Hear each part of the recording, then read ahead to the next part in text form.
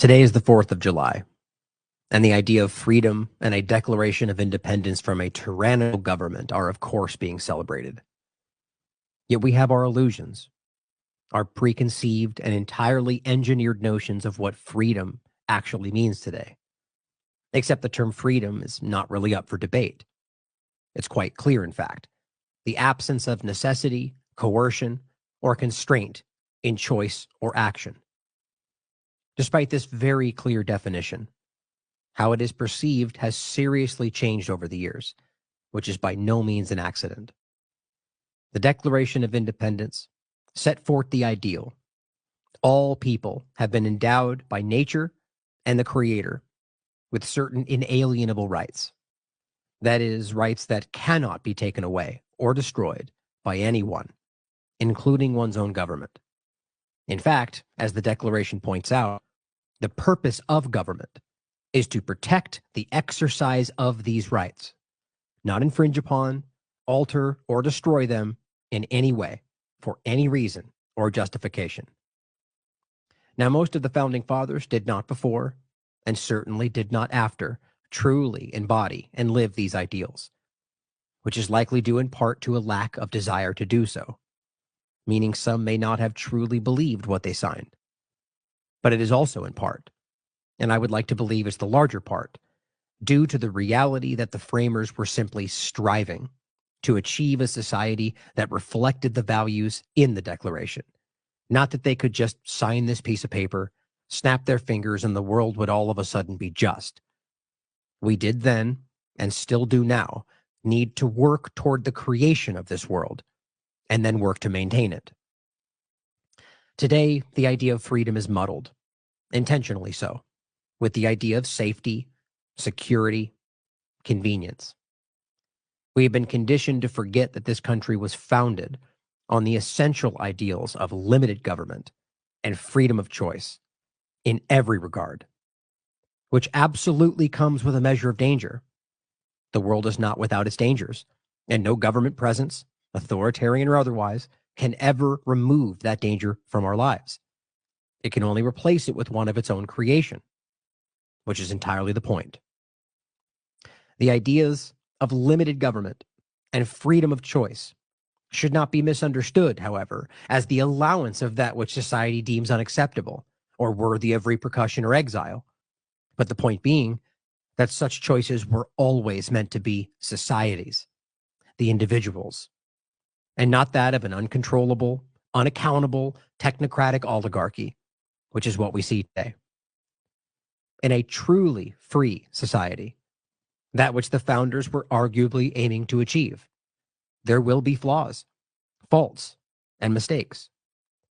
But those are ours to make, as a community, as individuals, and not to be overseen or entirely overcome by a faceless ruling entity that has no real understanding of what each specific community holds dear or ultimately values. If said community falls victim to corruption or manipulation, it is the right of the community themselves to remove those doing the manipulating, as is our inherent right, as outlined by the Declaration of Independence. And point of fact, even in regard to the federal government itself. To quote the Declaration, whenever any form of government becomes destructive of these ends, it is the right of the people to alter or to abolish it. The simple realization that such a right has been removed from possibility should show us just how illusory our freedom truly is in this country. People have been convinced by a manipulative government that it is wrong of them to point out the faults of that government, when in fact it is our very duty to do so. I love this country, despite what the jingoistic sycophants out there might say. And everything I do today is in service to the United States, as well as the rest of the world. But you see, when I say the United States, many immediately think government, which would make the founding fathers cringe. They are two very different things, and many powerful people have worked very hard to make you forget that. I fight for the people of the United States and the people of the world, not the governments those people allow to be in power. So again, saying I love this country, as hopefully you can now see, is not the same as saying I love this government. Unquestioningly supporting the actions of your government is not patriotism.